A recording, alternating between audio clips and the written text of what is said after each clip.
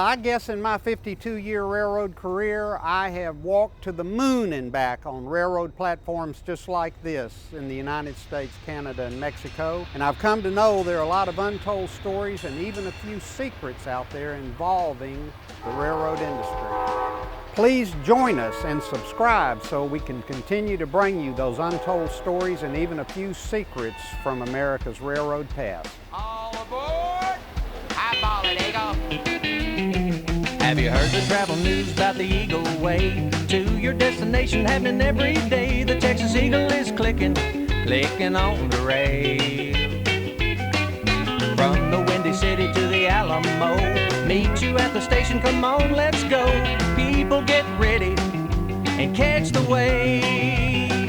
Catch the wave, the Texas Eagle Way. Through the heart of the nation of traveling. Welcome again, ladies and gentlemen, to part two with the inimitable Mr. Mark S. Kane, former president of Amtrak Intercity, for the second half of his distinguished railroad service and story. And Mr. Kane, I believe where we had left off, Amtrak had just taken its very great time, as Amtrak can do, in hiring you, but they finally got around to doing it, and it's February of 1995, and you've been hired as, please don't let me misspeak, jump in at any point, you've been hired as the Chief Operating Officer. Chief Executive Excuse me, Officer. there you go. Chief Executive Officer of Amtrak Intercity. And I'm going to give you my definition of that, but I want to make sure it's accurate. The Chief Executive Officer of Amtrak Intercity in 1995 was the final authority of all Amtrak long-distance service. Would that be a correct job description? Pretty close. Yep. For all of Amtrak's service between the Atlantic and Pacific Ocean. So it would include all the state trains in Wisconsin, North Carolina, Missouri, Illinois. I don't mean to leave anything out. Amtrak West had the Coast Starlight, and they had the Oregon, Washington, and California trains. Northeast Corridor had the well-known NEC. Everything basically for the regional trains from Virginia up to Maine. And then Amtrak Intercity had everything else. You know what? I'm not sure. Thank you for that clarification. I'm not sure that I was aware that it didn't matter whether it was long distance or short distance. If it was in your territory, you had it. Amen. Good. I'm glad you clarified that. Yeah. And sir, you've put together a PowerPoint that I just think is remarkable. I've seen parts of it, but I've asked you to begin it at the beginning. So you just have some remarkable items that go in chronological order that I know we would love to see. Okay. Well, one thing that is not in the PowerPoint, but it's something that I had showed, Griff and I had talked about, was something that I got when I was working for Amtrak when I was in college, effective June 15th in 1976. And that's right around the time that I started working that summer for Amtrak, but they didn't need me to work as a cook, as a dishwasher, third or fourth cook, but they did need coach porters and they needed waiters. So, and I was even trained as a sleeping car porter, but I didn't get any sleeping car porter jobs. But this was what the run was like that we had for those working on the Empire Builder. We would get on the train in Minneapolis at that time. They had already changed a crew base from St. Paul to Minneapolis. It had been St. Paul in the old Great Northern Pacific days. Amtrak moved it to the Minneapolis downtown station because the Twin Cities Midway station didn't exist at that time. You'd report for work at 9:45 p.m. at the station. This is number 7 westbound. And as a porter, you'd work until 3 a.m. So you get 5 hours, 15 minutes, then you're back at work at 8 a.m. and you're en route towards Seattle. And that first day going through North Dakota and Montana is a 21-hour day. You'd go to bed at 3 a.m., you're up at 8 a.m., you arrive at Seattle at 12:30 p.m. And then the LDH means, I'll scroll down here, and that means you'd have a lunch, dinner, and then you go to the hotel. Then the next day, you report for work at the King Street Station Yard at 12:30 p.m. and you'd work until 3 a.m. going eastbound. So there's 13 and a half hours there. Then you're back on duty at 8 a.m. and you're en route across. That would be Montana. You're waking up right around Whitefish, Montana. And by the time you go to bed, you're in North Dakota. That's a 17-hour day. Then you're up at 6 a.m. on that last day, and you arrive in the Minneapolis station at 7 a.m. So that was a 62 and a half hour run. And you did it in, essentially, realistically 4 days, although technically it was 6 days. And back then I was doing all that I could to make as much money as I could for college, so I wouldn't have to take out loans. So I would get off duty at 7 a.m. that day, and frequently I was back out at 9:45 p.m. that night doing it again. Right. That's just the way it was. I think, out of 30 days or 31 days in a month, I was typically working 27 to 28 days because I was fine being on the extra board and I do whatever they wanted. I just wanted to get out there and work. So And again, I bet you made some pretty good money doing it. It wasn't good on the body, but I bet the compensation was pretty good. it was more than I could make, in other jobs. And it was fun to be out there and do that, but it was very grueling, extremely grueling. 21-hour days, they're absolutely brutal. And the hours were a little bit less in the dining car. We would be working we'd have to be setting up by like 5:30 a.m. for breakfast, and we'd be working until 10:30 p.m. at night. And when you didn't have the hour time change, I don't think, on the Texas Eagle. No, you wouldn't have, that we did on that train. So when you're going west, you have to rework an hour, right? Because you're that's right. And you'd get that hour back coming back east. So anyway, I thought your viewers might be interested in how that worked. But absolutely, I'll tell you what, I was a working fool back then, just out of necessity. So Griffith talked about this PowerPoint presentation. So let me do this. And this, I apologize for the quality not being very good, but believe it or not, this is a union withdrawal card from 1973. When I first started working that summer, this was the first time I was actually being paid to work on the passenger trains, as opposed to when I was working for fun with my dad on the Great Northern and the former NP train on the BN. They told me that I should join the union, and they was my coworkers. But the managers of Amtrak said, "Oh, absolutely not. We don't want you to join the union." Well, I did, and then I did the withdrawal card, and then I never went back into the union. But an interesting anecdote here is that this was the local 516, and I thought you might be interested in knowing that this was the Northern Pacific waiters tried to form an association back in 1926, September of 1926. They weren't recognized as an organizing body by the Northern Pacific as the Independent Dining Car Employees Union Local number 516 until November 22nd of 1938. And it was back then that they affiliated with the AFL, American Federation of Labor. So there's just quite a history with this local. There sure is. That number right there originated with those Northern Pacific service attendants.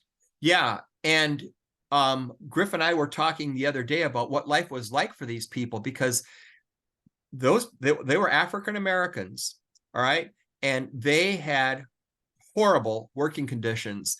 Absolutely. When I was working on Amtrak, we had dormitory cars to sleep in. They didn't. They had to sleep under the tables of the dining car, and they would be interrupted at all hours of the night by people going through there, whether they're mechanical people going through the cars, the trainman going through the cars, the conductor, the brakeman, whatever. And, Griff, you were saying that, that they would, on the former MOP, they'd be sleeping on the tables themselves. So on the tabletops. Yes, sir. I'll tell you what, it's come a long way. I have to ask a brief question. When you were 10 years old and made those several trips with your dad, when he was working in dining car service for the Great Northern Railroad, at night, did you have dormitory space just like a crew member, Or did I did. Yeah, I would okay? sleep in the third tier. It was a Oh, coach. It was not a coach. It was a baggage dorm. It was a baggage car in one half of the car, the dormitory car in the other half, and it was racially divided. The cooks on the Great Northern were white. The waiters were African American, and the cooks would be on the side. You'd have the bathrooms that would divide, okay, the car kind of like, and so you'd have the baggage car portion, then the cooks area, and it was 3 tiers, and they never had 6 cooks, so I could get a top tier in there.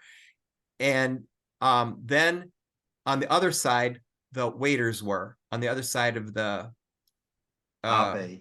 restrooms. Yeah, so it was a very enlightening experience, and I developed so many wonderful friendships with so many people doing that. That, believe it or not, some of them carried over to when I was actually working out there for Amtrak. Some of the same Yes. people were there. Yes. And they said, "You're that kid," you know. Did you? I have to ask. Did you ever reunite with any of those people by accident or not after you were president of Amtrak Intercity? Did you No, run by into anybody then, you'd worked with? no, no, by then they had all retired. They weren't Okay. around anymore. If they were around, our paths just didn't cross, but I was not aware of any of them. Surely. No. Okay. So I joined what a great Burlington. college.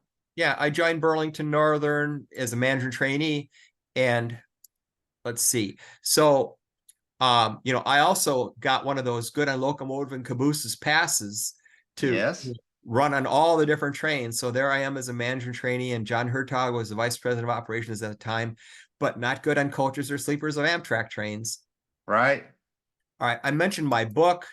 This is volume 1 of it. It's a 3-volume book about the history of Burlington Northern's intermodal business, but it talks about the history of the railroad overall history. And volume 1 goes between the 1890s and 1988. Then volume 2 goes from 1989 through the first half of 1993. And then the third volume is 1993, third quarter through the BN Santa Fe merger. And it's over I believe you 1,100 told pages. me. Sorry. Wow. And it was just 1,100 pages, and it was just published this July, I believe you told me. Is that correct? It's on Amazon. I self-published it Okay. because I was racing to get it done before Bill Greenwood died. It was really a testimony to him, and also who was dying of cancer. So I was really racing to finish it before he died, and I couldn't go through a And commercial you publisher. did. Yeah, I made And it. you did. Yeah, he held it in his Wow. hands. It was just such a wonderful, wonderful thing when he held it in his hands. Oh, wow. Okay. I talked about who I worked with at Amtrak at the president of the business unit level. Here's Tom Downs' business card, and I doubt that this is still his home phone number, so I think we're okay having it there. Hope was his secretary. BJ was his driver. There was me, and this had my title change of president on there. I never got new business cards. Hope married George Warrington. Hope later married George Warrington, if memory serves me. Yeah, okay. Yeah, that's right. When George became interim president or chairman and president of president and CEO of Amtrak, when Tom's was let go, George became the interim. That's when he developed that relationship with Hope, because she became his secretary.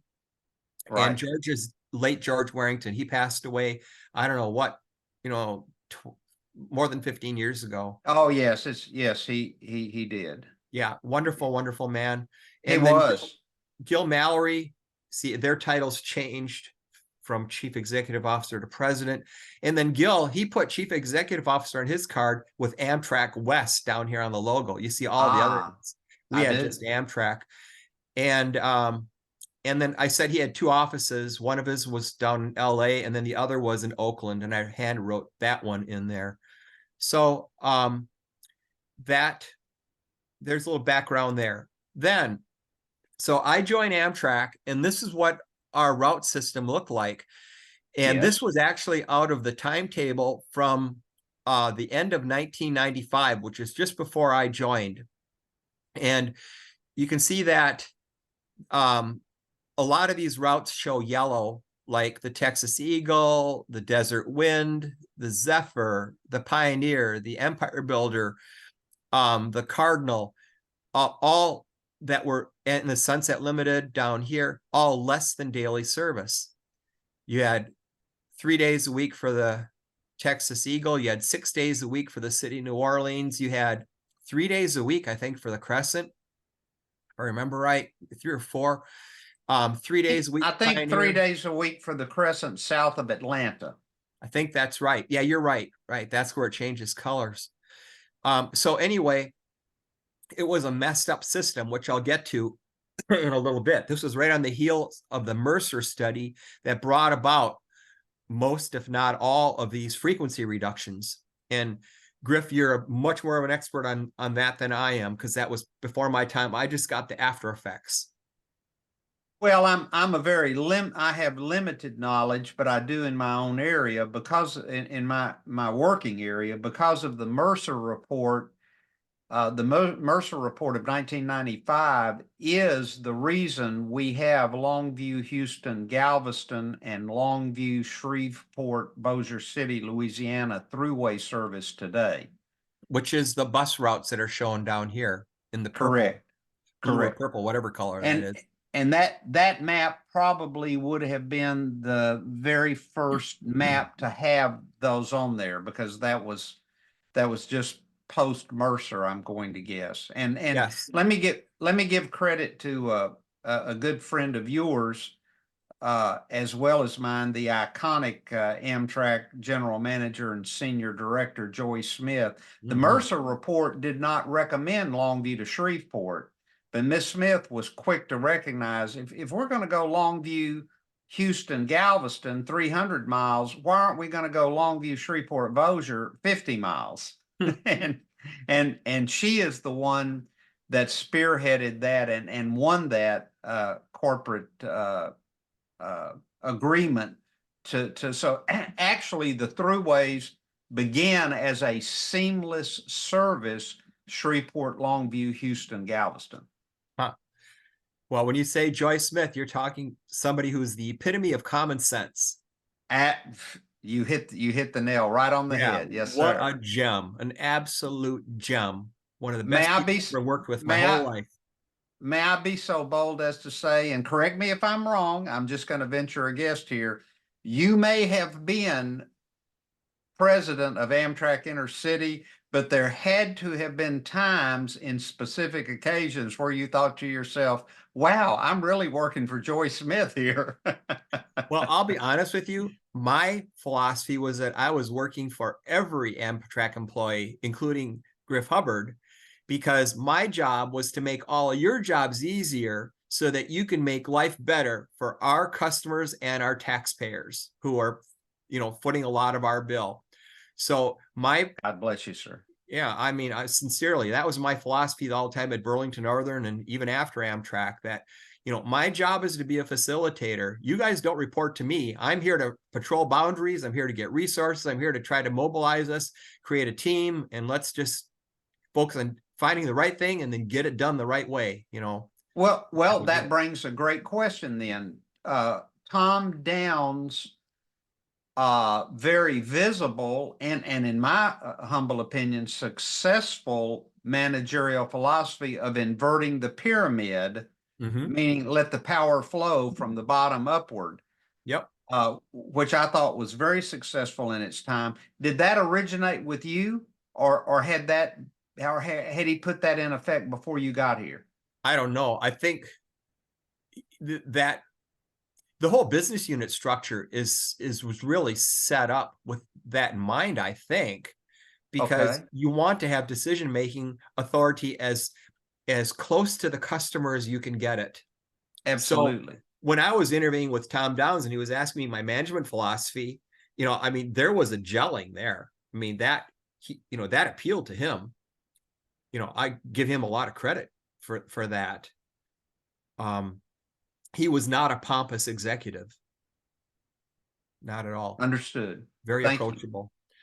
So I joined on February 1st, and I hadn't even seen my office yet in Chicago on February 1st. I'd never even met anybody in Chicago yet. None of was it in Union Station, your office? My office was in the 8th floor of Union Station. Right. Okay. Yep. And so I go to I think it was Maryland. That was where they had this marketing conference for my first exposure to Amtrak. And I'm expected to give a presentation there.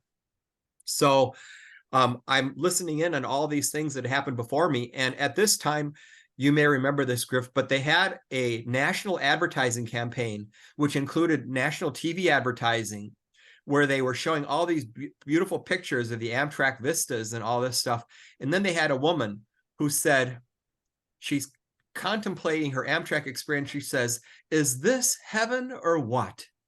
Yes, Remember that? Okay. I do. So I watched that, and heck, I'd worked for Amtrak. And, I went through the experience of having Presto logs in the dining car and, late trains and all this stuff. And I had observed from a distance, what had been going on with Amtrak, where my thoughts were, oh, but for the grace of God, there go I, all that. So now here I am, so when I give my speech to introduce myself to all these Amtrak people from across the country, I introduced myself, I gave a little bit of my background, and I says, you know what, I'm going to have to be honest with you. I work for Amtrak, and I'll be honest with you, that line that's in that national ad has me concerned, because I'm aware of Amtrak's on-time performance. I'm aware of Amtrak's employee safety performance. I'm aware of Amtrak's financial performance. And I'm afraid that we have passengers that say, "Is this heaven or what?" And they say, "It's what?" I said, we can't let it be what? We have to make sure it's heaven, but make sure you don't get your aspirations ahead of the fruit of your perspiration. Okay. We have to do a lot to fix this thing, because our customers deserve better. Our employees deserve better. Our taxpayers deserve better, and all that. I don't know if I got off on the right foot or not, but they didn't entirely throw me out. But I don't think they expected to hear that from me. Here I am in my first hours of the job, and I told them that. But I meant it sincerely, because frequently marketing people, salespeople, they'll sell something you don't have. And I didn't want that to be the case. I wanted to make sure that we earned everything and don't, get ahead of our skis, so to speak. Sir, may I quickly add, as a frontline employee in 1995 that I was, Yes, you sir. just hit the nail right on the head. You were absolutely correct in what you said.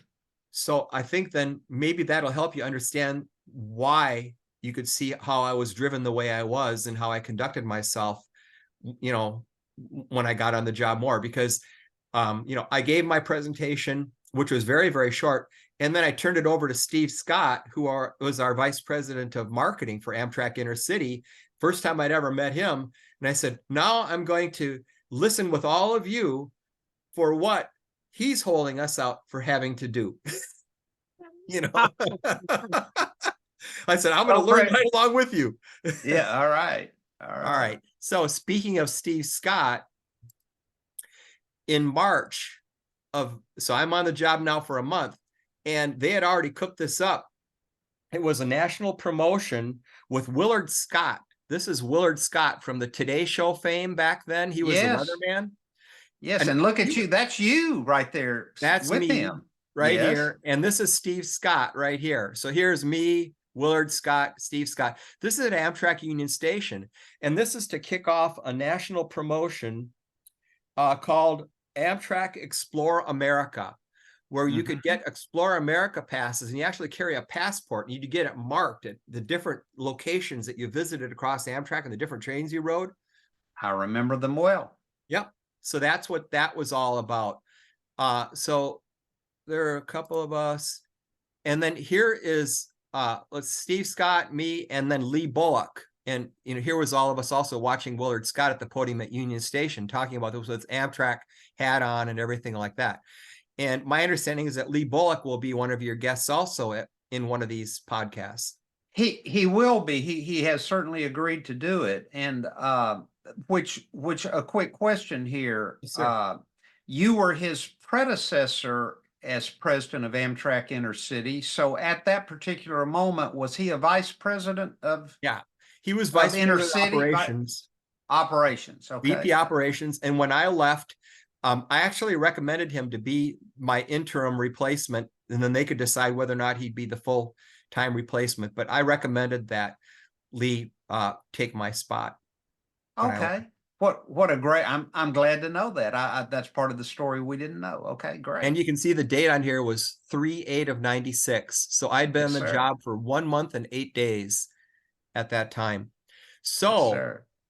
moving ahead now, I thought that I was, stepping into a firestorm. I underestimated it. It was way worse than I thought. So we had this mandate where Amtrak had to be free of any operating subsidy by the year 2000. So I worked with our staff, with all of our product line teams, marketing people, everything. And I said, we need to figure out a way to redo this thing. And I should stop this sharing now so that I can look you face to face here rather than at that picture. So I knew that mail and express had to be a big part of our future if we were going to hit that mandate. And I worked with all of the product teams to try to figure a way, could we basically reinvent Amtrak Intercity to address the things that were hurting us the worst. And one of the worst things was going to less than daily frequency on our trains. First off, it made life miserable for our customers. They couldn't plan connections. They couldn't plan routine trips, like, oh, I want to take vacation. Oh, you only go on Mondays, Wednesdays, and Fridays? What? I, as a provider of service, can't expect a customer to change their lives around what I do. I have to be there to satisfy their needs, not them to satisfy my needs, right? So that was Would you allow me to interject one brief frontline story? Absolutely. May I echo what you said? God rest his soul. We had a long-term frontline employee, the agent at Texarkana, as where he retired. His name was Merle Hogue. And Merle was a civil engineer, a graduate of the University of Mississippi, and came to work for Amtrak later in life, had been an engineer with Lean Timco Vault at Grand Prairie, Texas, with the big government contracts for the Naval Air Station there. Yep. But anyway, Merle's daddy had been a Cotton Belt Railroad conductor. That's where Merle's legacy came from. And Merle, like his dad, was about 7 feet tall and 400 pounds. Wow. Probably not, but approaching it. I mean, yeah, you just didn't mess with Merle. And let me get right to the point of what you said and how that translated into what the frontline employees Merle Hogue said. And he had a deep, booming voice that I can replicate because I heard it for so many years. And here's what he said. Well, I guess it's going to get to the point to where we're going to have to make our passengers get on their knees and beg to ride the trains. And he didn't mean it humorously. He meant it like, this is to the point to where you better get down on your knees and beg me, and I may let you ride.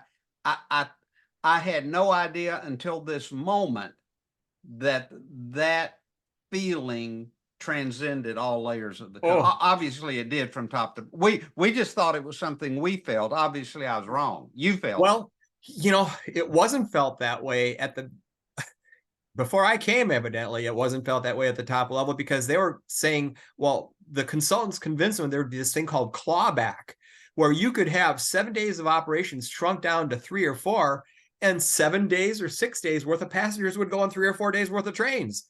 And I said, who's that idiot that came up with that idea? I remember hearing that term with great skepticism. You're going to hear it again.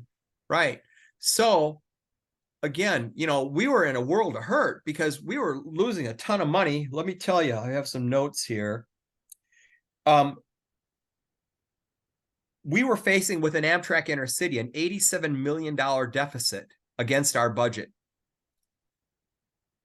right then and there. That's what I inherited, an $87 million deficit against our budget for that year. And that year was already more than half over, right, by the time I got there. And the subsidy was going to continue shrinking away, all right?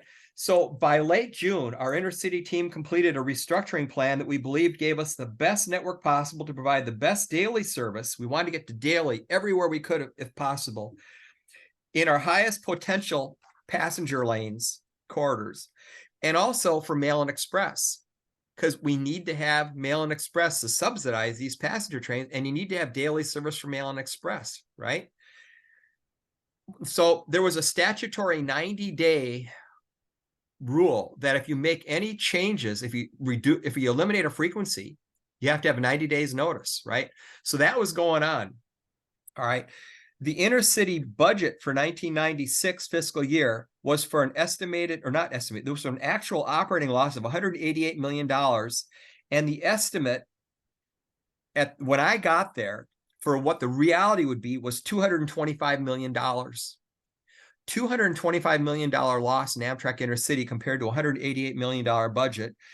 And if you take out depreciation from that, it was a $104 million loss compared to a $74 million budget. And some people would say, well, depreciation is not a real expense. The heck it's not if you want to stay in business. If you don't set aside money for recapitalizing your business to continue to buy locomotives, continue to buy cars and all that, you're going out of business, right? So I just want to make those numbers clear. So we put together this plan, and on July 13th of 1996, I presented it to Amtrak's board. And there are probably maybe 30 people in the whole world that have seen this. But now Mr. Griff Hubbard and all of your viewers are going to see, I'd say not quite half of it, because I pulled out a lot of stuff just because of time. All right. So if you're okay with that, I would like to carry you through some of this. And this presentation was called Living the Vision, to how we're going to restructure this Amtrak business. So I'm going to go to screen sharing again, and I'm going to pull this up. And again, I apologize for this. Looks so hacky, but I can't figure out a way to do full screens. We'll move away from my former coworkers and Willard Scott. So here's how it started out to the board. This was who was president of, or who was chairman of this board during this presentation? Tom Downs was chairman of the board. He was president and board chairman both. He was chairman and president. Yes. Got it. Okay. Yeah. Okay. I didn't remember that part. Okay, go right ahead. Yeah. So I wanted to start off by saying, okay, well, how do we get to the situation we're in? Okay. This is the actual presentation that you stood up in the boardroom at Amtrak and gave. Okay. Yeah. In those days, you didn't have PowerPoint. You had transparencies. And I happen to keep copies of all these transparencies. And that's what you're seeing. This is it. The very thing. So what happened in 95, fiscal 95 to Intercity?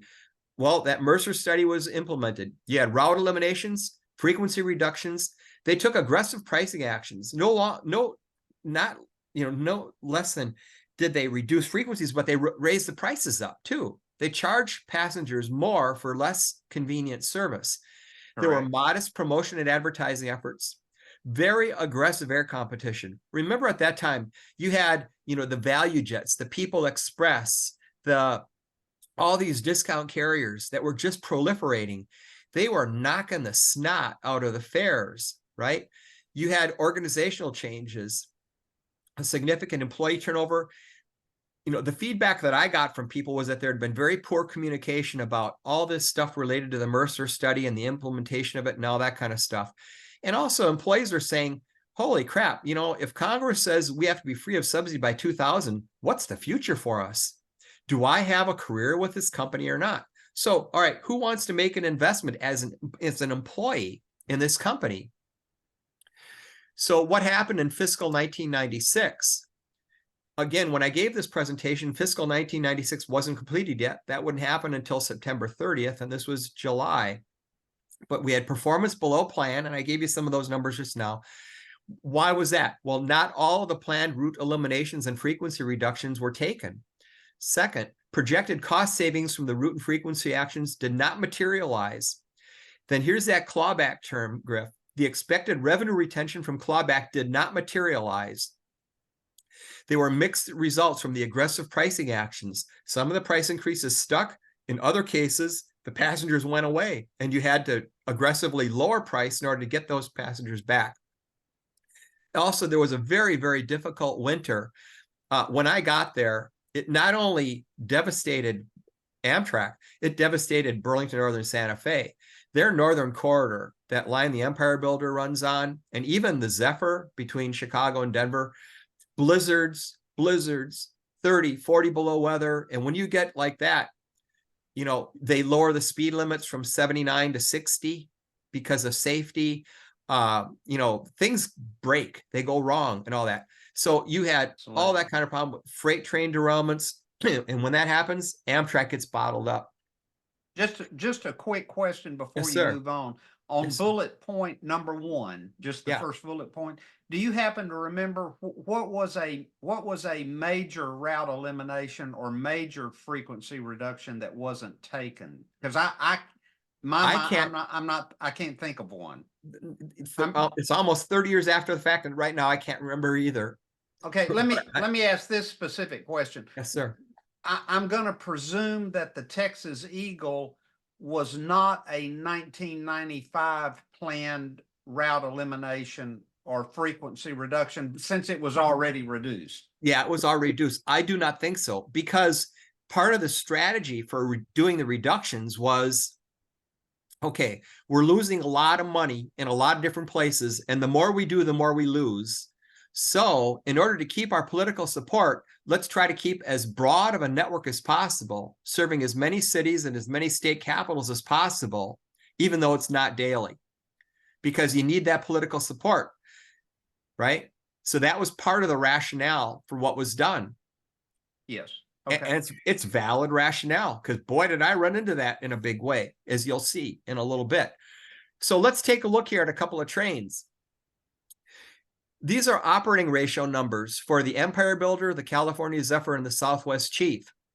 The Southwest Chief ran daily before the Mercer study, and it ran daily after the Mercer study. The Empire Builder and the California Zephyr went from daily to, on the Builder, it was from 7 days a week to 4. Right. And the Zephyr went from 7 days a week to, if I remember right, 4, either 3 or 4, I forget which one it was now, west of Salt Lake City, but it went to less than daily service. Well, look what happened when you had the frequency reductions. Okay, the Mercer study, the stuff was all implemented right in this time period right here, right? Where you got the benefit of the summer peak travel, but then after that, after you go down to these frequency reductions, the operating ratio skyrockets. So what's an operating ratio? It's the ratio of expense dollars needed to generate $1 of revenue. When I saw these numbers, when I first came to Amtrak, I wanted to vomit, because I was used at Burlington Northern to being in a railroad with, like in 1995, our operating ratio was 0.79. It took 79 cents to generate $1 of revenue. All right, here I'm coming into a business where these trains had operating ratios, in the 2 or above area. It cost $2 or more to generate $1 of revenue. Right. But notice what happened after the frequency reductions. Instead of getting an improvement on the trains that had the reductions, their operating ratios skyrocket. The financial returns. For our viewers, is it too simplistic for me to say? Let me tell you how we always thought of it on the front lines, and you can tell me if this is correct. What you're saying here is, even though service was less than daily, let's say the train didn't run on Monday. Yep. But you still had all of those ongoing costs on Monday, because if you didn't, then the railroad wouldn't be up and available and running for Tuesday. Is that too simplistic? That is not too simplistic. And you'll see that later on in the presentation, where I explain that to the board, trying to explain what are railroad economics. And That's why you're this trying didn't to work. explain this. I certainly don't want to get into any personalities here. I don't mean that. From a historical standpoint, you're trying to explain this to political appointees who are thinking through political lenses. Definitely. Okay. Definitely. Everything was first through a political lens. Definitely. Okay. These are all politically appointed jobs. And I don't think they paid much of anything, but they had prestige associated with them, you know? So Yeah, you had to be. I think you still do. They had to be confirmed by the United States Senate. I'm pretty sure. yeah, not all by the president, but yes, by the Senate. They had to approve them. And some were appointed. The president had authority to appoint some. The labor organizations had the authority to appoint one position. The let's see, there was one governor that had to occupy one position. For us, it was Tom Carper from Delaware, who's now a senator, who by the Right. way, was to me one of the most refreshing board members we had. I tell you what, I enjoyed working with him so much. He had so much common sense. Can't say enough good things about my time with Governor Tom Carper when he was on the Amtrak board. Did he have a political lens? Yes, he did, but he was very pragmatic also, which was just a godsend. So anyway, the point here is that those trains that had the frequency reductions got hurt worse, right, than what the chief did.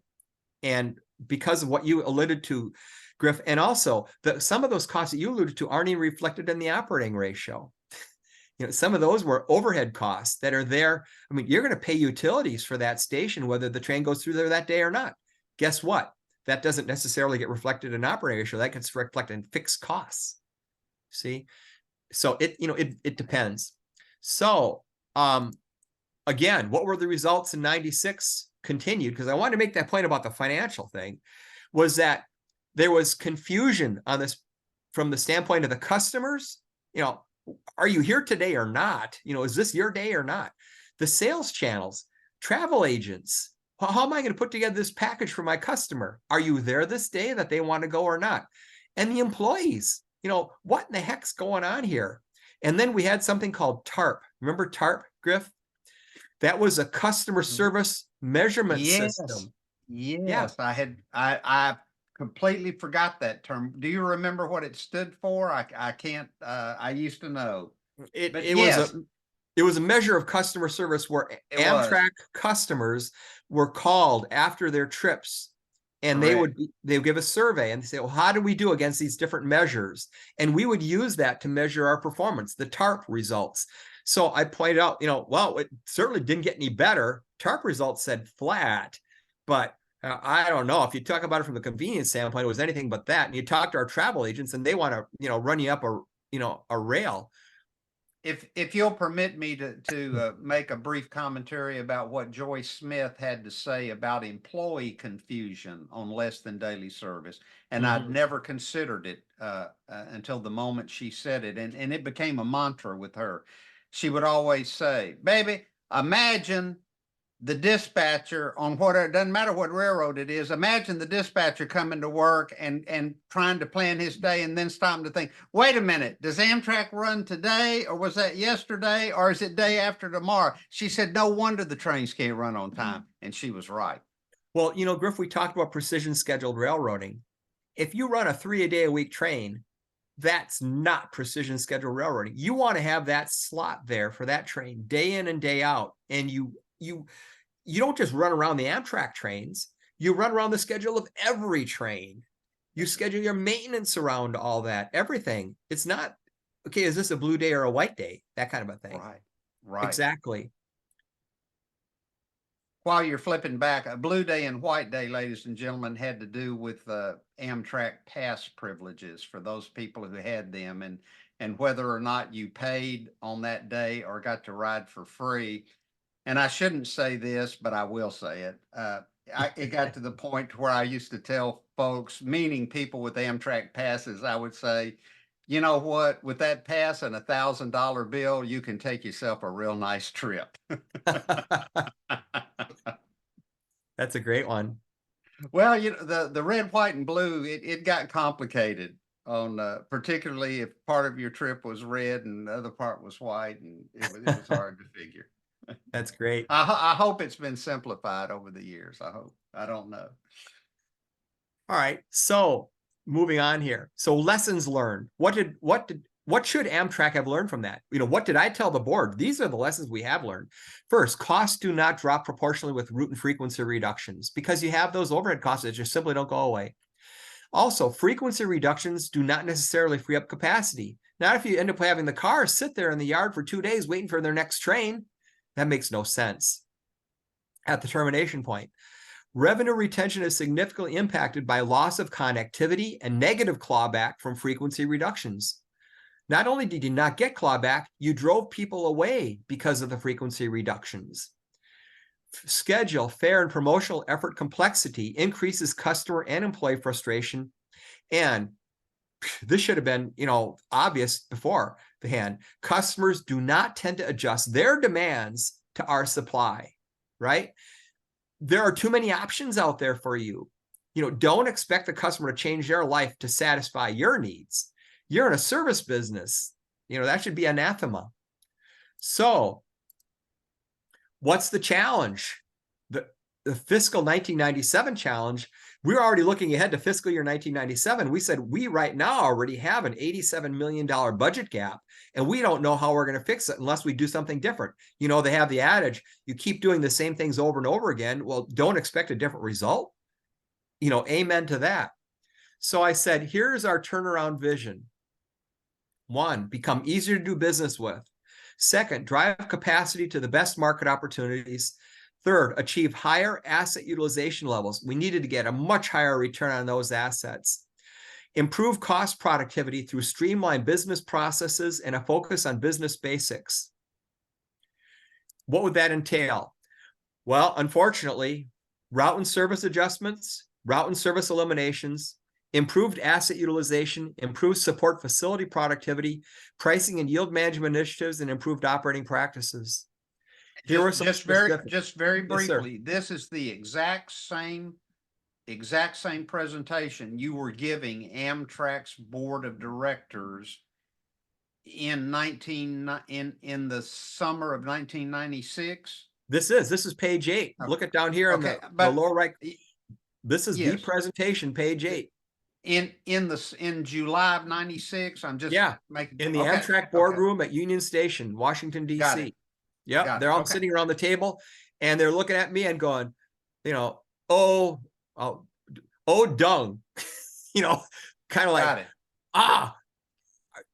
are you serious? That was, I'm starting to get that feedback already.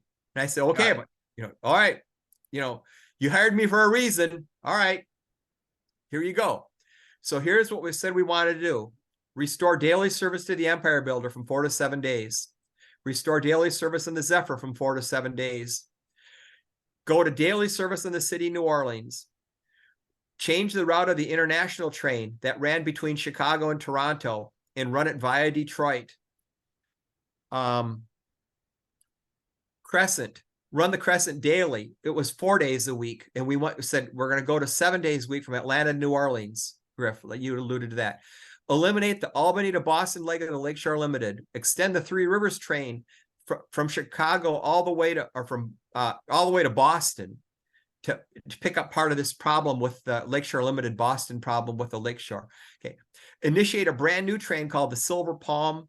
Eliminate the Jacksonville to Miami leg of the Sunset Limited. Unfortunately, this is what it would call for. Elimination of the Pioneer, the Desert Wind, the Texas Eagle, and the Cardinal. Okay, yes, right there for one moment. Historical question. Yes, sir. Okay. All right. How come that didn't say, how come those 4 trains were listed and it didn't say Sunset Limited, Three Rivers, Detroit service, or how come those 4 trains were chosen and not 4 other trains? How did that happen? Great question. You are a great straight man. Did you know that? Well, sir, I've been accused of being many things, but straight's not one of them. But go right ahead. Here's the criteria. High operating ratio. generating an operating ratio of greater than 3, costs us more than $3 to generate $1 of revenue. Weak to moderate vacation market potential.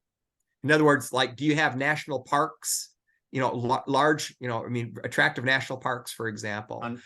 Weak to moderate mail and express opportunities.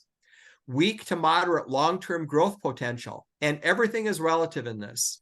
So now let's get to the thing. So let's visualize this.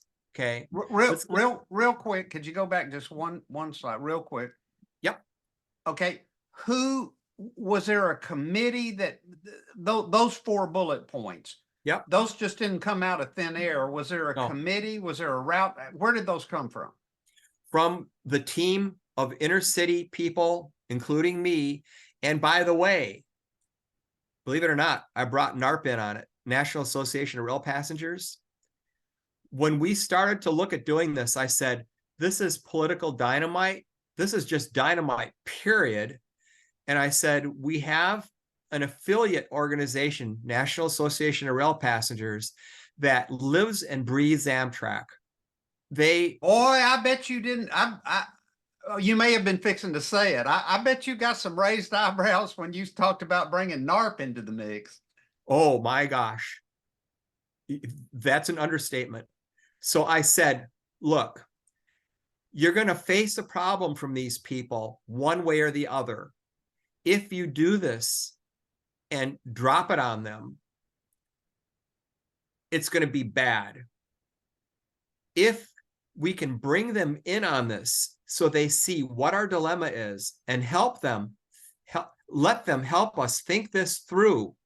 Maybe they have some ideas that can help us that we have not thought of. Or if they have, points of resistance that we just are going to have to confront no matter what, it's better to have them inside the process than not. So I talked to Tom Downs and I said, Tom, I think we need to do this. I think we need to bring in NARP. And he kind of went, ooh, let's see, are we doing screen share or not? No, are we? Let's stop the screen share just for a second. Okay, so sure. Just so that you can see me face to face. I don't mean to talk over the slide like that. No, understand. So Tom said, I don't know, I think it's probably the right thing to do. I talked to the people on our team. The initial reaction was not just no, but hell no. I mean, oh my gosh, that would be a disaster. I said, but think of this now. We're going to have a problem no matter what. And I said, I had a similar experience at Burlington Northern and Intermodal where, we were doing all kinds of wild things, and you'd get, Journal of Commerce would write about it. Traffic World would write about it. The Intermodal Reporter would write about it.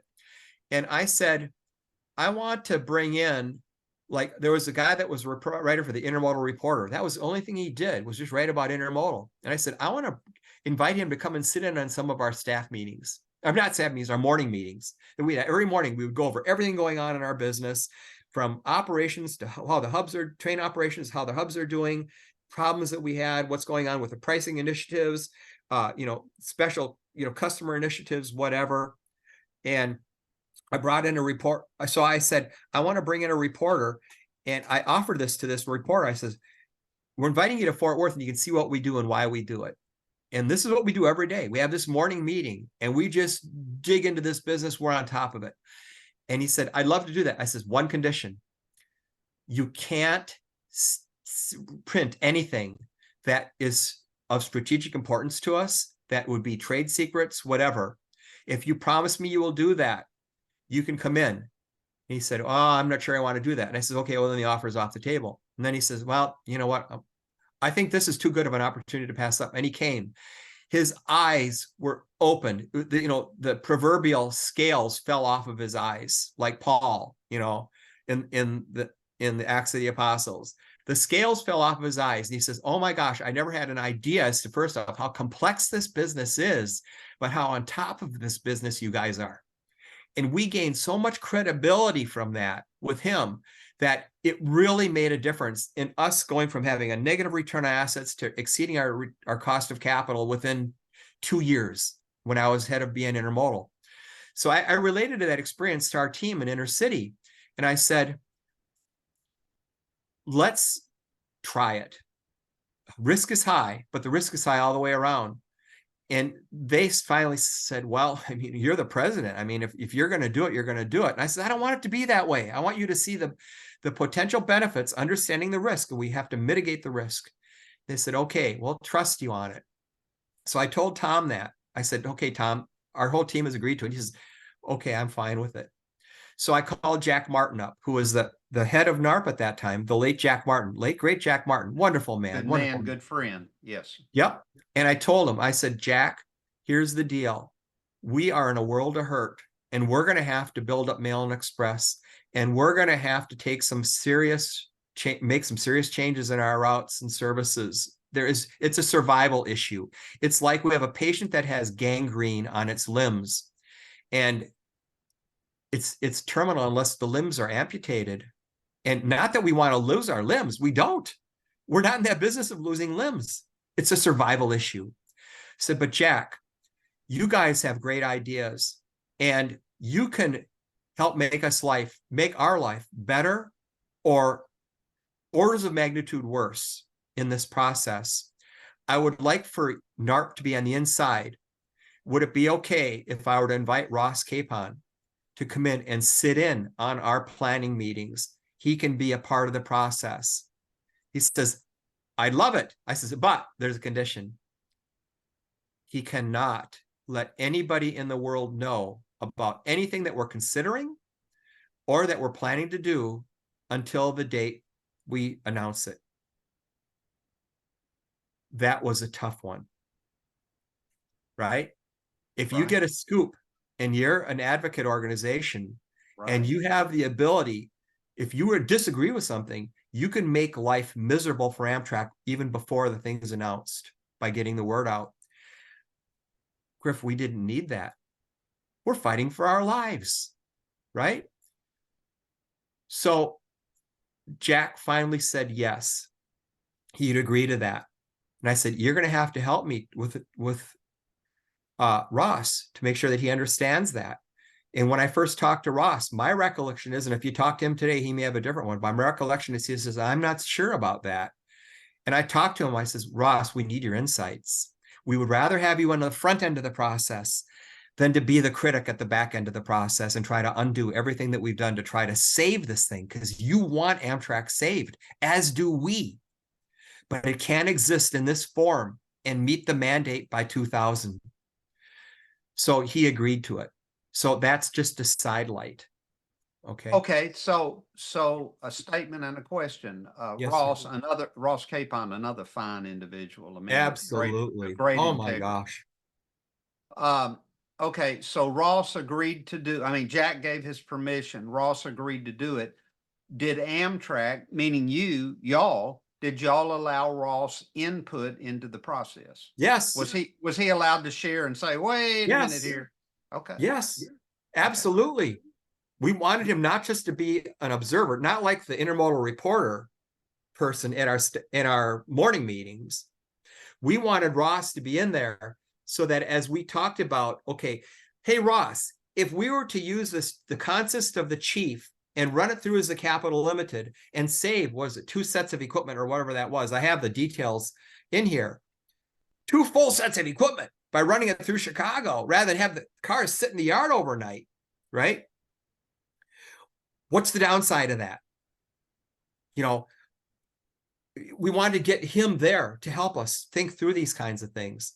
Or, okay, if we eliminate the Lakeshore Limited from Springfield to Boston, or Albany to Boston. Okay, and we have that 3 rivers that can hopefully fill that gap. What are the downsides to that? You know, that's the kind of stuff we wanted him involved in. Okay. Because he knew Amtrak's operations way better than I did. I would agree. Than most of us, than anybody else. Way better than most. Exactly. Yeah. Okay. So go back to the show. All right, sir, please. All right. So we're back on here, share. Okay, so these were the criteria here. And let me get into more detail now, train by train. First off, this is the image of the trains that we're talking about. For the viewers that don't know what I'm talking about, because the Pioneer right here, that no longer exists, right?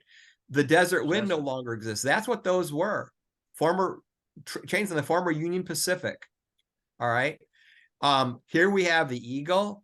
Here we have that portion of the International that we were going to switch and then incorporate that on a run that would go over Detroit up to Toronto.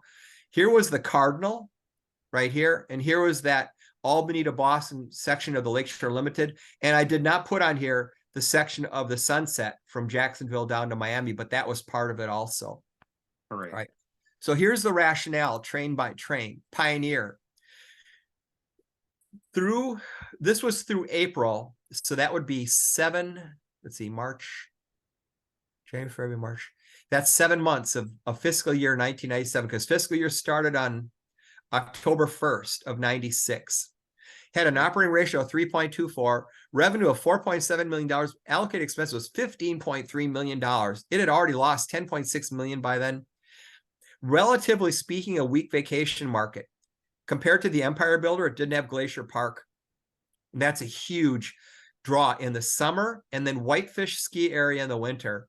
I mean, is just a beautiful draw all the way around. Moderate local mail and express opportunities. The market between Salt Lake City and California and Denver and the Pacific Northwest is moderate. Is there a market there? Yes. We were talking with UPS in trying to save the Desert Wind on running UPS. We could get like 12 loads a day from LA to Salt Lake City. But in trying to save that train, it never panned out because we just couldn't make it work. So there was an opportunity, but it was relatively moderate compared to other opportunities that we had. Also, the Transcontinental Mail and Express that could run on that train from Chicago to the Pacific Northwest or Chicago to California could go to the Empire Builder or the Southwest Chief. Okay, and also it would reduce our trucking costs if we did that. We could redeploy 24 cars, superliner cars, and 6 locomotives with that. There were huge downsides. There was C2 risk, which, Griff, you know what this is. This is employee protection expenses for 6 years for Amtrak, not just the 3 years for a freight railroad, but 6 years for Amtrak, as well as the political fallout.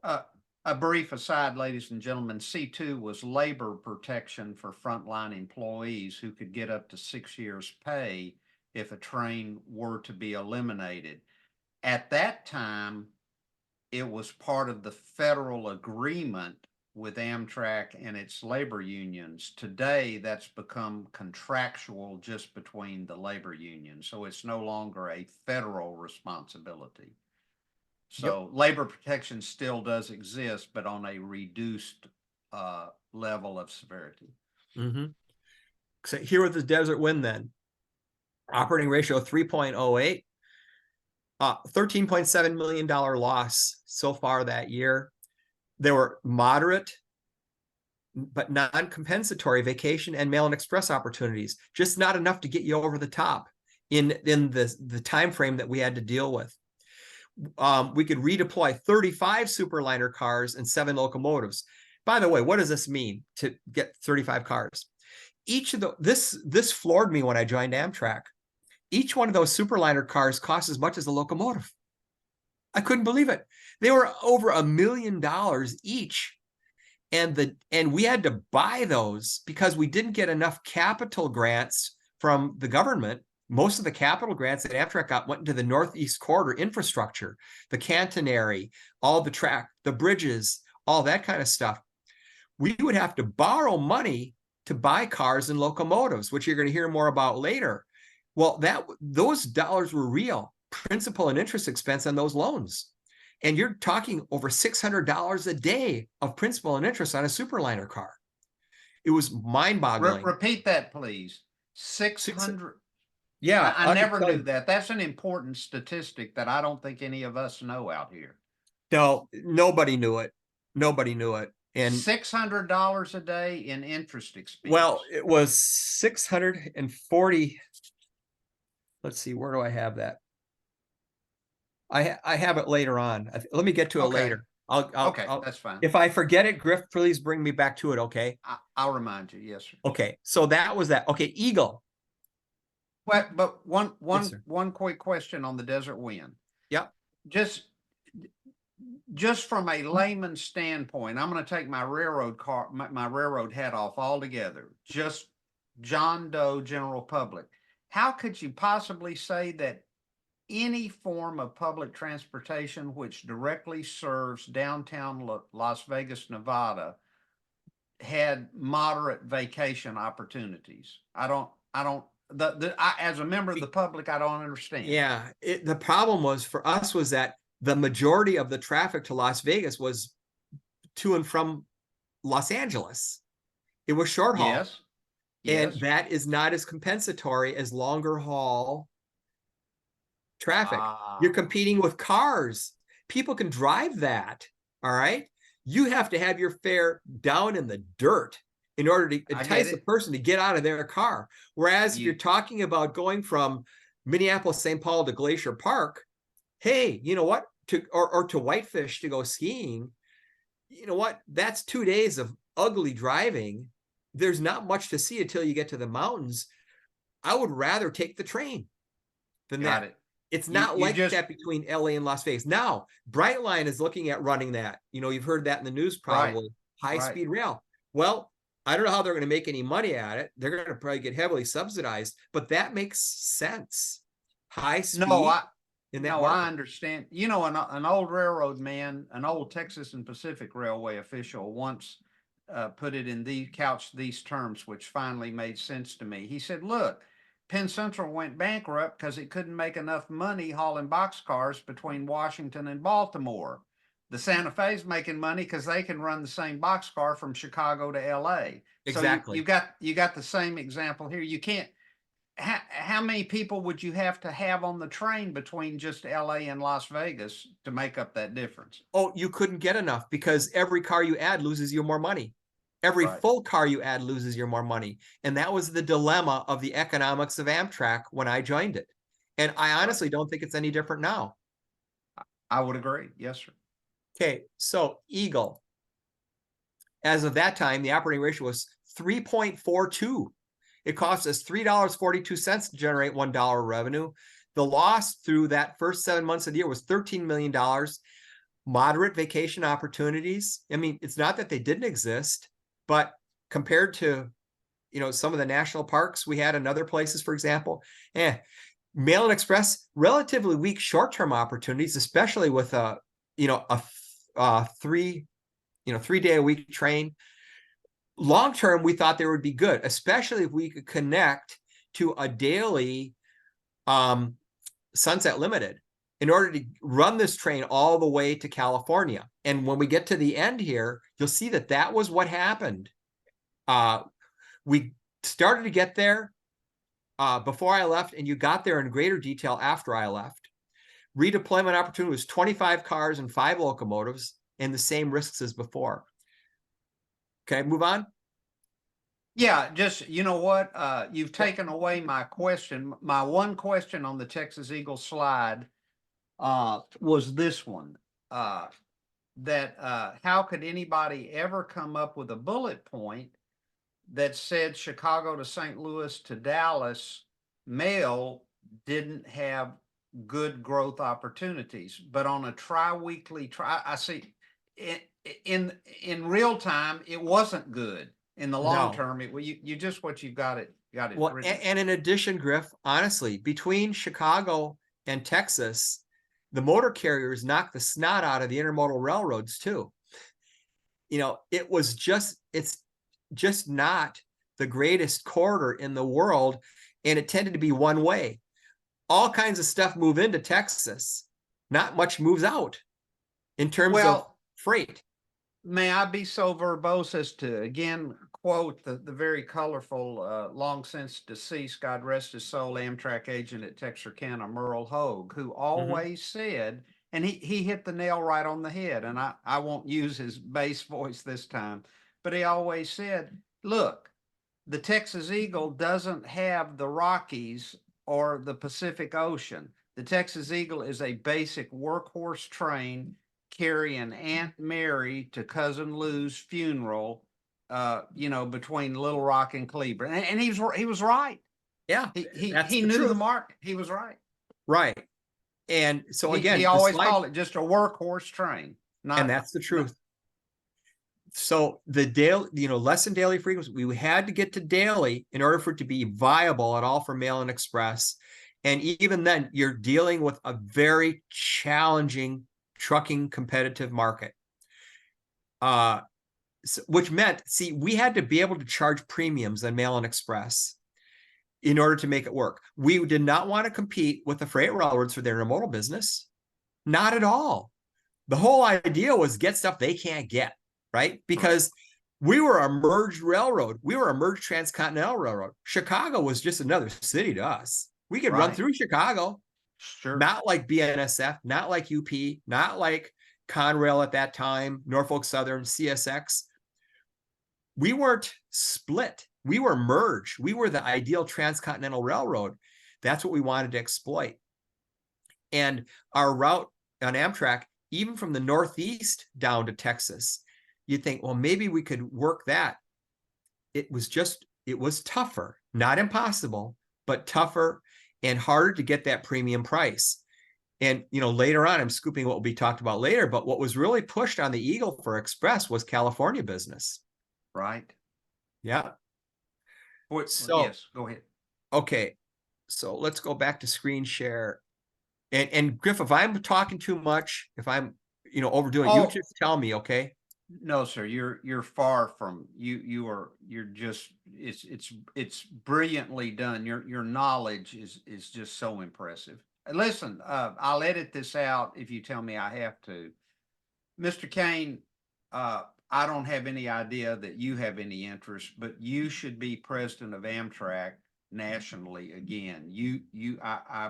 I would pray that you would come back and you here's where I'm going, and I'll edit it out if this embarrasses you, but you get it. This isn't a question of this man is just facts and figures. This man you get it. Yeah, that get would it. be tough. I appreciate the compliment. I'm humbled, that you would say that. I was blessed to be around a lot of smart people. That's the key to my success. And to be humble enough to say, you guys have great ideas. Don't keep them secret. Okay. But, like right now in my career, I'm, that's kind of like in my history. It's, if I had an opportunity to be like on a board, I could maybe contribute in that sense. But you know what? I put my family through a lot of grief for a lot of years. And I left the corporate world in 2002 or 2001. I left the corporate world altogether. Oh, I didn't know that. For faith and family. Yep. Okay. And, accepting a lot, lower scale lifestyle and everything like that for faith and family, because, I would always talk to people who I highly respected in the business. And I'd say, if you could change anything at all in your career, what would it be? And here I'm in my 30s, right? And at levels that I never dreamed I'd ever be. I was a dishwasher, right? Okay. And to a person, the people that I respected would say, I wish I had spent more time with my family, because your kids are only with you for so long. Once they're gone, they're gone. You're never going to get those days back. And that was thank you. The only reason I retired I'm the fifth generation and last of my family to draw a railroad paycheck. There is not one day that I went to work that I didn't love going to work on the railroad and being grateful to the God of my understanding for allowing me to do it. I retired for one reason only. Mrs. Smith sat me down and she said, baby, she just seriously to me, she said, baby, if you want to die on the job, if you want them to back a hearse up to this depot and carry you out of there, it is A-OK. That's your choice. That's exactly what you should do. But you have to ask yourself one question. If you get a last moment, do you want to say to yourself in your last breath, I wish I had given Amtrak more of my time? Yep. And that crystallized it right there. That's for sure. Like I told you, that's not my last conscious thought, I hope. Well, like I said earlier, the epitome of common sense was speaking to you. Yeah, well, the epitome. Yes, yes, and She's it. She is it. That's the single reason that I said, it's time. Yeah, right, right. One more point on that was that I have 3 grandkids that I live with. Or 3 of our grandkids live with us. So Oh, whoa! How yeah, lucky they are.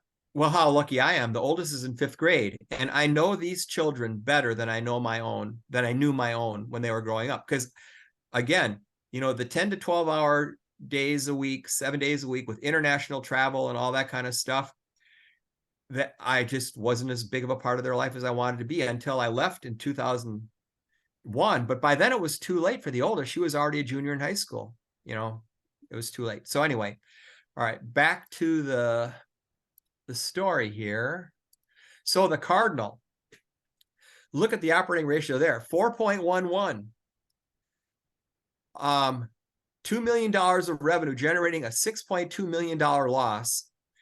You have the New River Gorge, but okay, weak vacation opportunity, because how far is it from Washington, D.C. to the New River Gorge, right? Right. Mail and Express, any opportunities there picked up by the Capitol Limited and the Three Rivers.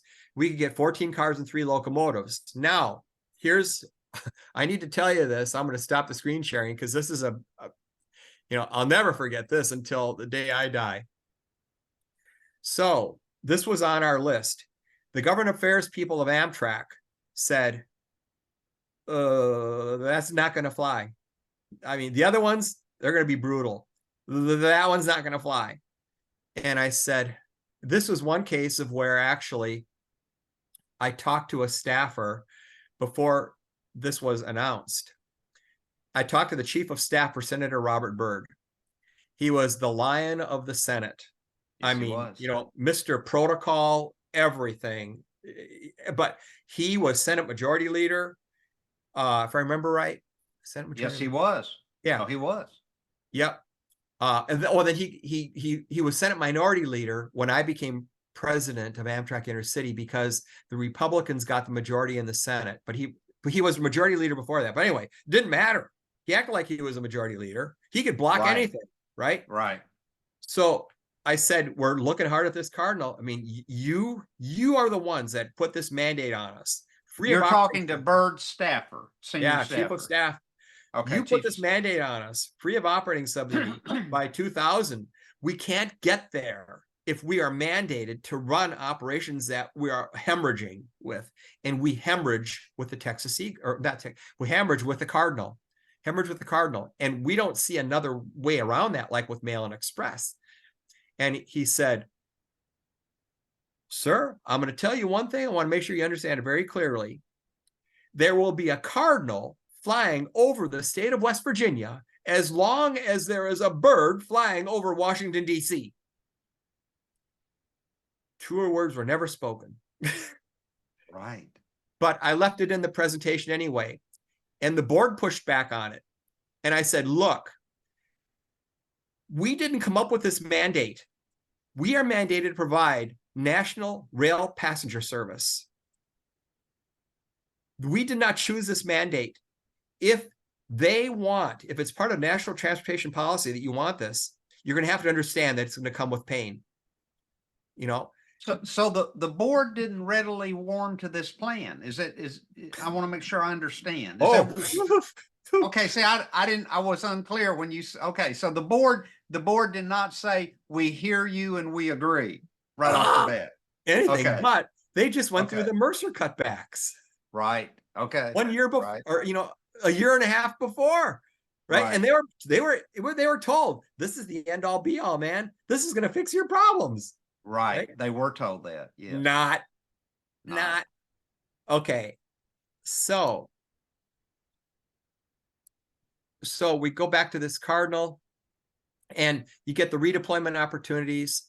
So let's just move ahead now to, okay, what would the route be, or the route structure be? This is what the Amtrak would have looked like at that time. You'd still have the service between Jacksonville and Miami because you have the Al Edelson's trains. Remember Al Edelson, who was a general manager for Amtrak Intercity for these trains. His trains were there.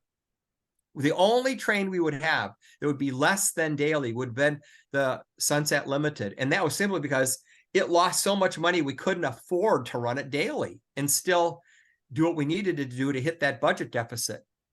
So what would this all result in? If we were able to see, okay, so I'm making this presentation on July 11th. We have 90 days notice required. You get the word out, get 90 days. The soonest we could realistically do this would be October 19th. For fiscal 1997, we were looking at, because fiscal 97 would start October 1st, right? We're already 19 Right. days into it. Right. 15.4 million savings with route and service, 6.8 million for pricing and yield management, 26.9 million of productivity related improvements also included in the plan. Total bottom line of 49.1 million with likely C2 impact of $4.9 million. That's against a target improvement of 87 million. It doesn't get us there. It still doesn't get us there, but yet you have to do something. If you don't take those, first steps forward, you're never going to reach the destination. If we are told you can't do it October 19th, shoot for January 1st. Well, all right, we're going to lose more money for a longer period of time, but it would be a $38.9 million bottom line improvement. It would cost us an additional about $10 million, let's say, to extend this to January 1st. And this is, like out of pocket cash, right? If the Cardinal has to get brought back in, there would be some cash hurt in addition to what was on here. On a fully allocated basis, it was 10.4 million. But, the inability to take those cars and redeploy them is not included in the cash savings. You're still paying $642 a day for each one of those Superliner sleepers and $630 a day or whatever it is for the coach. Right? That's still happening, and that's not included in that cash. You're paying that no matter what, but you can't redeploy it. It's stuck in that service. So this is what the map looked like that we were proposing from an operating ratio standpoint. You're in the 2 to 3 range on everything except the chief, which was like around 1.6, 1.7. It was the most profitable, other than Auto Train, which is the blue one here. It was the most profitable Amtrak train that we had. You mean by profitable, you mean lost the least amount of money. Okay, I'm with you. Least. Right. Right. We would have 2 trains still with a greater than 3 operating ratio. But remember, Griff, we have political realities. If we had knocked out the Texas Eagle and knocked out the city New Orleans, holy crap, now we're going to lose all this political support in this whole part of the country.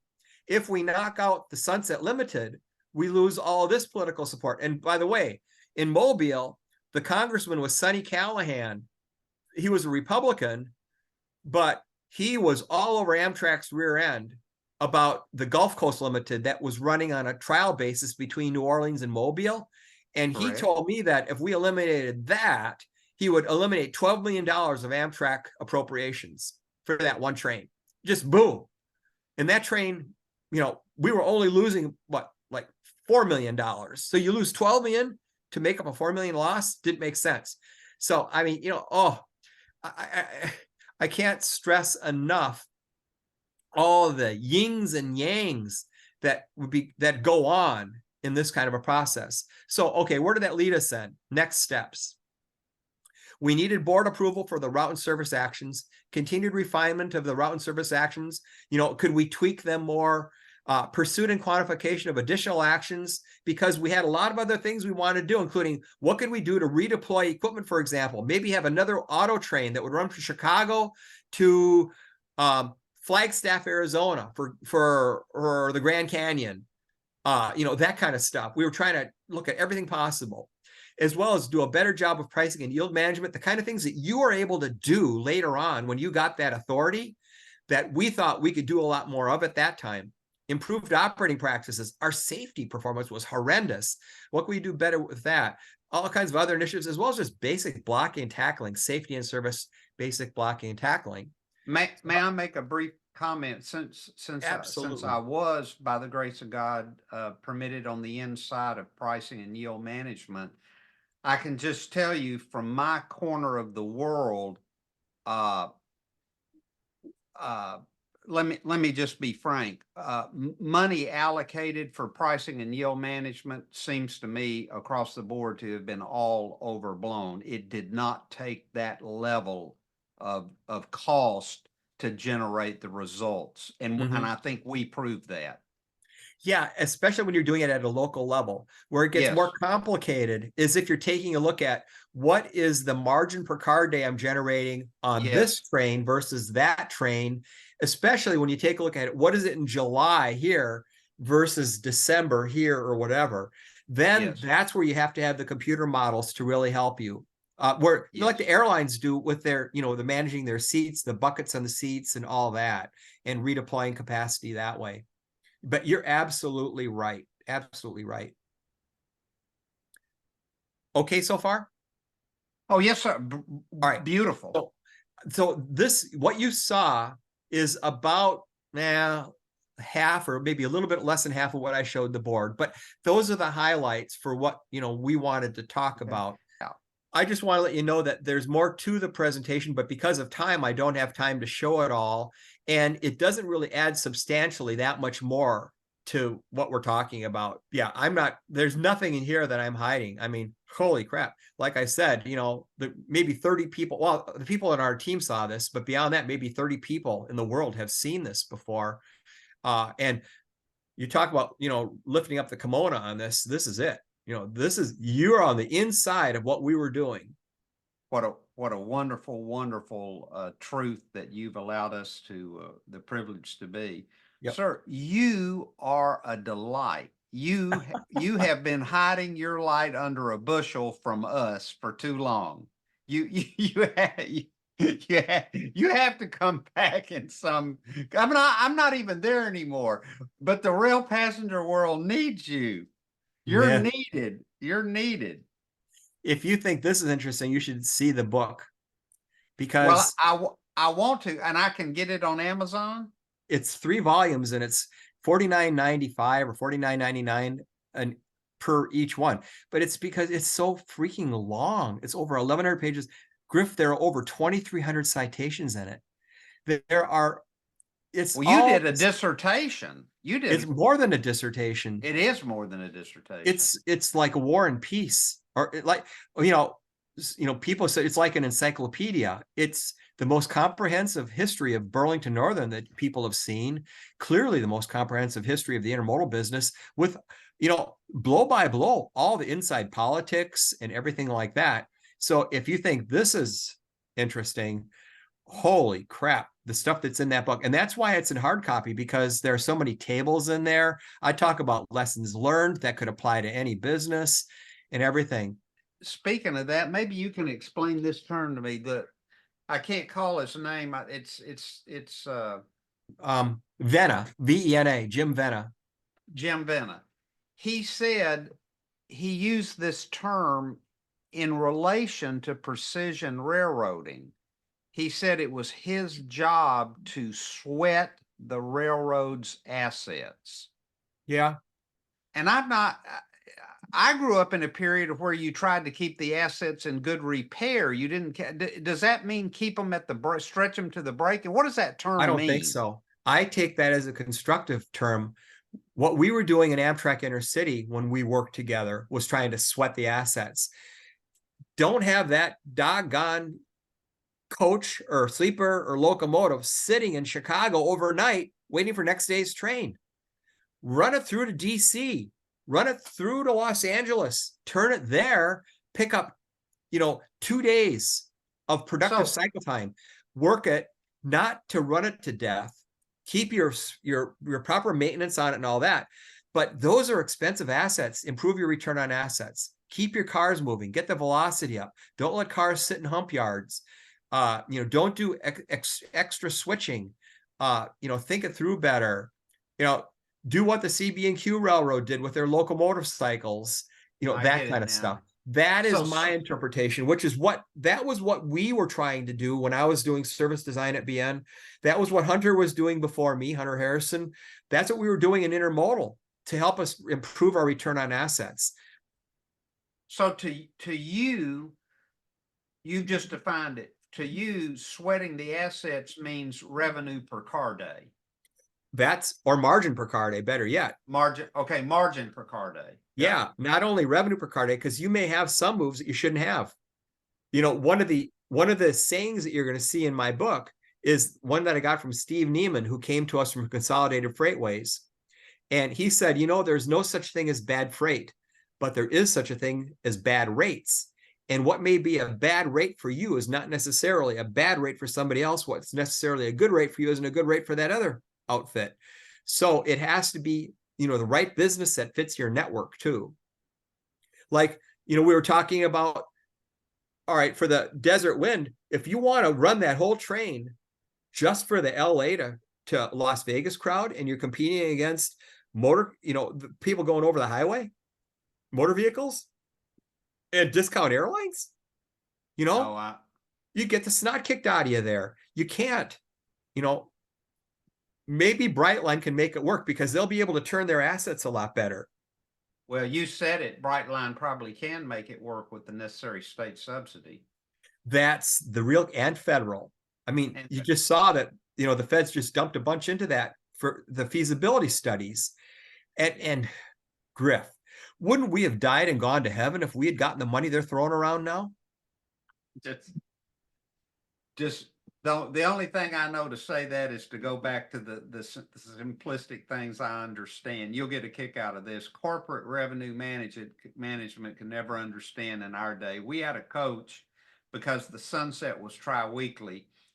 We had a coach that went down to San Antonio, and it was a through coach to LA, but there was a coach and a protect coach. Mm-hmm. And the protect I sure car do. here. Okay. And so that protect car was sitting there at no margin per car day. You So told me this story already. Yeah, we took it. Took it. Now on the days the sunset ran, it needed to be in San Antonio because that was its purpose. But on the 4 days it didn't run, we ran it all the way up to Oklahoma City and back. Why, sure. And that's corporate could never figure out. Yeah, they could never figure out how did that skyrocket? Where did that number come from? Well, you know, Griff, before I came to Amtrak Intercity, they didn't even measure revenue per car day. It wasn't even a measure. And I said, wait a second now. If we're trying to figure out where we're going to allocate this equipment, don't we want to go where we get the greatest return on assets? What's our revenue per car day? And like that protect coach is sitting there, it's generating no revenue for those car days. You average that in and you're sucking wind. So, you know, yeah. So sweat the assets, to use I get term. it. My interpretation of it. Yeah. Okay, the board presentation's been made. Now what happens? And now what happens? All hell broke loose. Yes. And I'll tell that story. Yeah, you underestimated the grassroots people in Texas. Well, not you personally. Yeah, see, I didn't want to eliminate any trains. Right. I didn't want to. We were in triage, man. You know what? It was survival. No, I get it. That was the situation. And, you know, I don't think people understood that. Ross and Jack, you know, Ross Capon and Jack Martin, they were on the inside of the planning part. They got it more. They got all kinds of pushback on Mail and Express. But Ross, to his credit, and Jack, to his credit, says, wait, folks, do you want this entity to exist? This is a necessary evil. Well, here's a question I'm going to ask you real quick at the end. Here's a question I'm going to ask you tomorrow. You can be thinking about for you're totally not responsible for this because you had been gone a number of years. So in the year 2000, when Amtrak miraculously broke even and was recovering, I never ever heard 100%, but I think we even had a public relations deal of 96.2% or something like that. Was that smoke and mirrors or was it the truth? I wasn't there, so I can't tell you. See, I don't but know what I suspect happened is that they were capitalizing depreciation. They were using capital grants and using that to pay depreciation to get it off of the income statement. Got it. And that was a lot because we had, and I'll tell you in the presentation, we recapitalized the locomotive fleet. You know, that was one of my jobs, to get the P42s to replace the F40s. So I talk about that. The Superliner cars, we were finishing those off, but we still had all those expenses. The Viewliners, we had about 45 Viewliner sleeping cars that were coming on. We're getting Viewliner diners were going to start coming on. Those cars were so freaking expensive. And don't forget, because you asked me to remind you, we're going to talk about exactly what the entrance expense per day was on the Superliners. Yeah, right. Okay. Principal and interest. Principal and interest. Right. Sir, from the bottom of my heart, grateful, grateful, grateful. Oh, it's my blessings pleasure. and gratitude to you. My pleasure. You just have to put in a good report to Mrs. Smith so that I stay in her sir, good graces. Sir, you've been there forever. Sir, yeah, you know what? I know you haven't. I know you have not, because of your position on the railroad. Sir, one thing that we do not have in common, you have never been on the lower end of a Mrs. Smith ass chewing. And let me tell you something, brother, she can do it. Yeah, I believe that. Oh. And she does it, and you're done with it, and she still makes you feel good. Yes. And you figure like, how come I still love this lady? Now what? Yeah. What? Right. Yeah, okay. Right. Yeah, Right. that's right. Yeah, I get it. All right. Well, thank you, sir.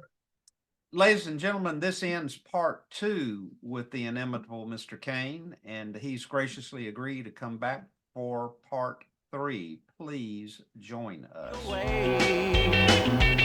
Through the heart of the nation, a traveling sensation. Get your reservation.